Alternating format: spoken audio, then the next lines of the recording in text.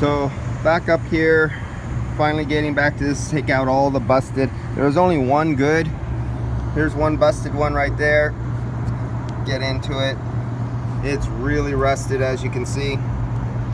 My son's going down to get the torch. You know, of course, the penetrating oil.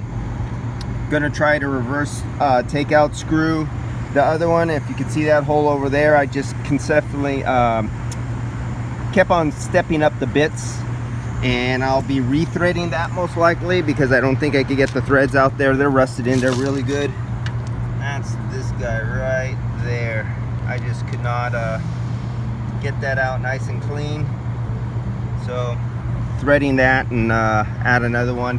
That one, on my son's first attempt at starting off at too small of a bit, and without, you know, practice, it snapped off.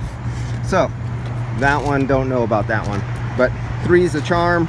We could live without the 4th one, and this is what happens when you're in an area with saltwater environment. All right, so let's break out the torch, break out the Kraken.